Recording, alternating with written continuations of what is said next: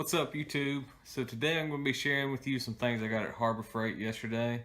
I went by there trying to find you some things that you may can get on a budget to help build your tool collection. I understand not everybody's going to have the money to go buy the Snap-on, Matco type brands. And so I'm going to try and show you with some of these videos that you don't have to have that much money and you don't have to buy the really expensive brands just to be able to build up a tool collection. So I'm going to show you these things that I got at Harbor Freight, and then I got a surprise for you at the end. As well as I'm going to kind of try and show you some of my toolbox at work.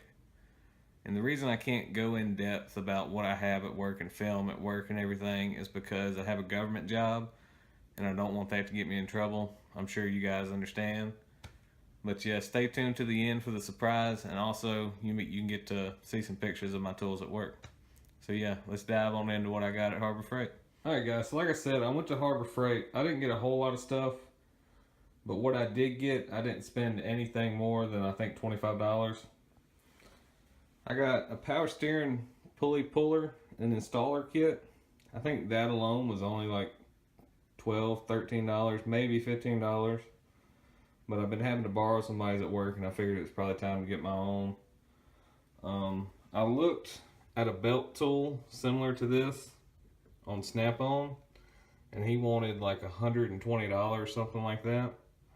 And I picked this up for $12. It comes with the sockets and the crow's feet and the 1/2-inch adapter piece to put on the end of it. The thing that's going to break the most on a hammer is going to be the handle. That seems like it's some pretty decent wood, and it's a rubber mallet. I'm not going to be hitting anything too hard with it. And then I got a test light, because that seems to be one of the things that always comes up missing in my box for some reason, is test lights. And it's probably because I borrow it out too much, which I might have to stop doing that. But yeah, this is just another example that you don't have to spend a lot of money to build up your tool collection, especially if you're just starting out. Like I said, all that was like 25 bucks, and that belt tool alone, like I said, was like $120. But that's all I've really found yesterday. We went to pawn shops. I didn't really find anything. Not a whole bunch of them were open. So I wound up just swinging by Harbor Freight and picking up a few things there. I didn't want to go all that way and then come back empty-handed. But now I have something to share with y'all. Okay guys, so I'm not going to tell you exactly how many subscribers we have, but I will say that I really want us to have more. That's why at the end of this month, I'm going to do a giveaway. And it's only if we hit a certain number of subscribers.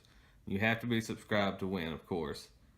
It's going to be a tool set. I'm not going to tell you what yet. I will say you've probably already seen it. If not, you'll see it in the slideshow after this, showing off my tools at work.